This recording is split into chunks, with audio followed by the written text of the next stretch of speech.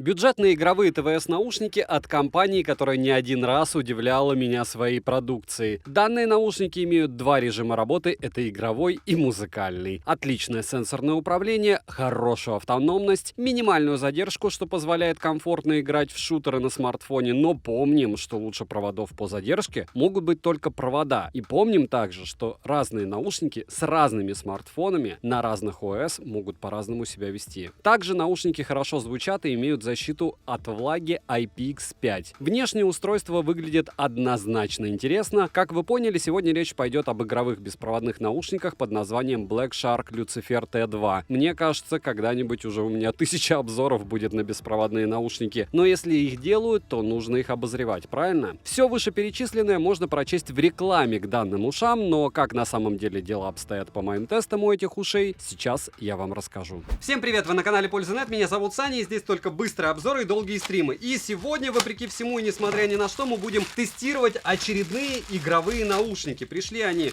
как вы видите, в таком вот пупырчатом пакете, который был уничтожен Почтой России, то есть его весь полопали, возможно, они так и сидели, что давайте-ка мы лопнем. Нет. Все лопнули они. Но дошла коробка в целости и сохранности. Она маленькая, приличная.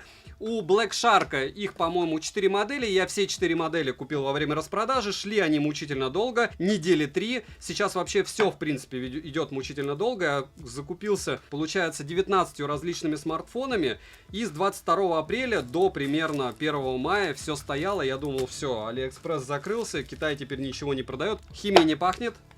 Документации много.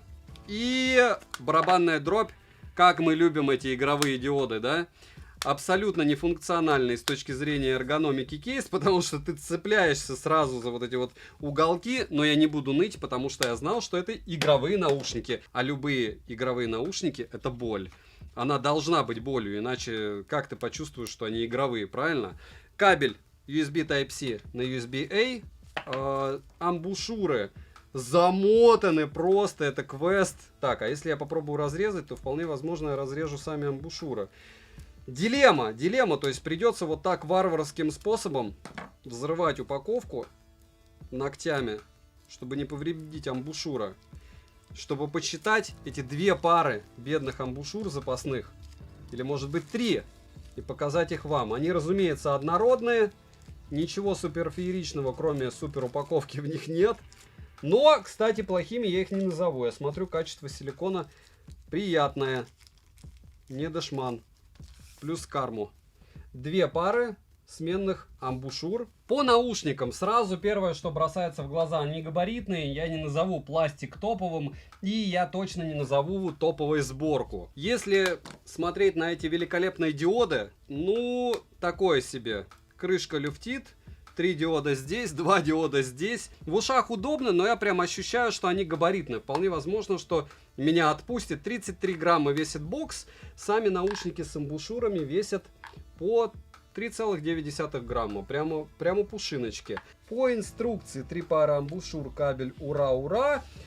Из кодеков они поддерживают SBC AAC, то есть кодеков высокой четкости нет.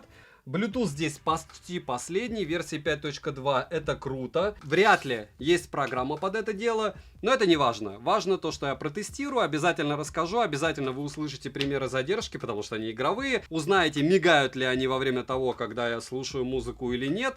И самое важное, наверное, услышите работу микрофонов на улице и в помещении. Смотрим.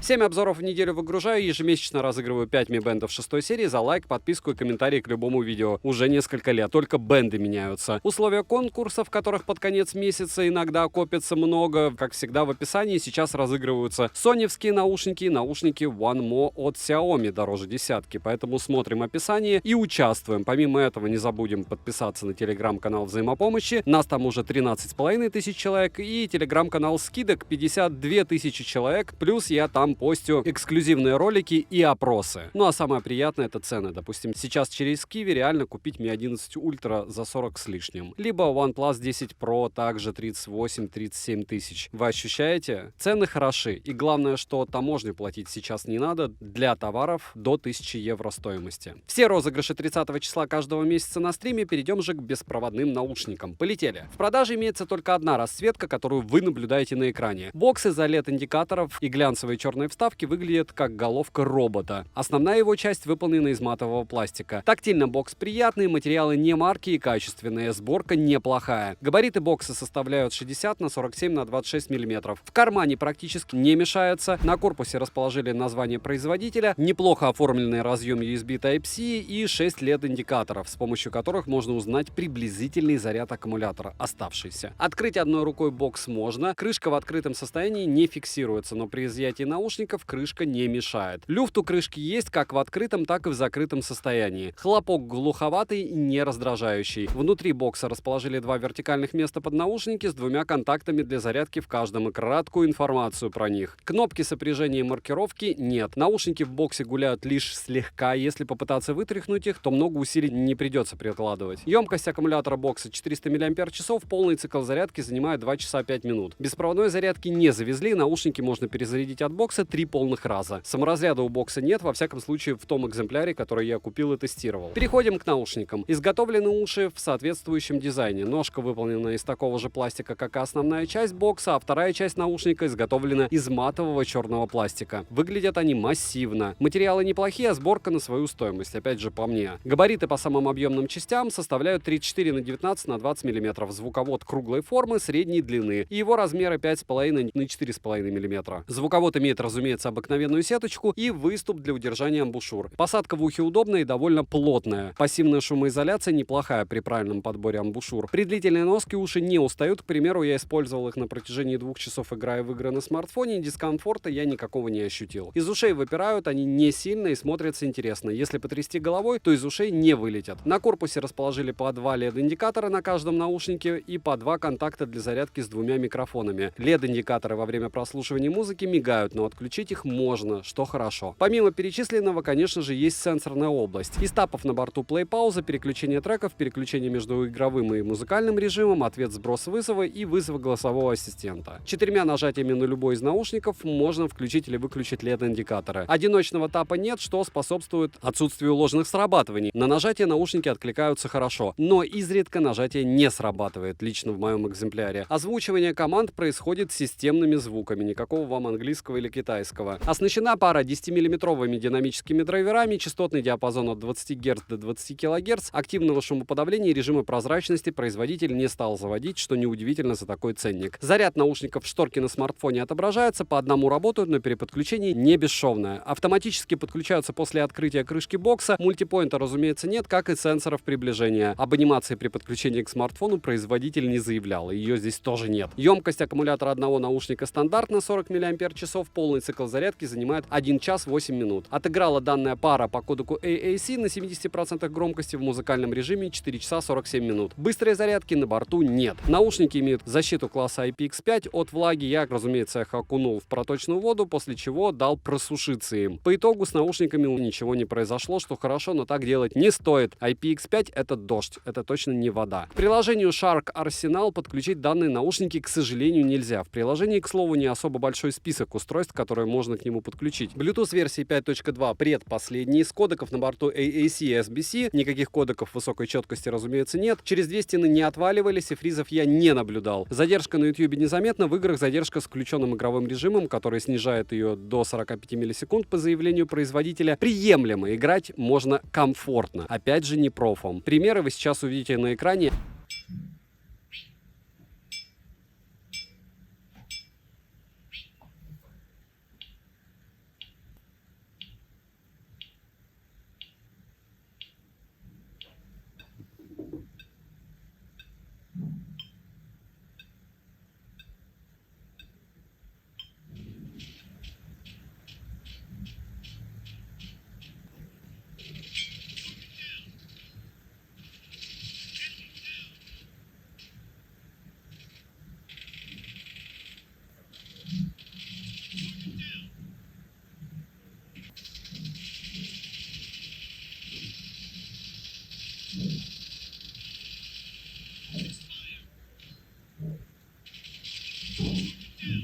Микрофоны справляются неплохо, голос искажается не сильно. Примеры вы сейчас услышите. Тест микрофонов беспроводных наушников Black Shark Lucifer T2. Отключаем ассоциативные ряды. Они чистой воды игровые, игровой бокс, игровой вид наушников, игровые 10 диодов. И сейчас микрофоны вы слышите, как могут записывать или передавать звук, если вы будете вдруг с собеседником разговаривать в студии, в которой я снимал распаковку через шуровский микрофон.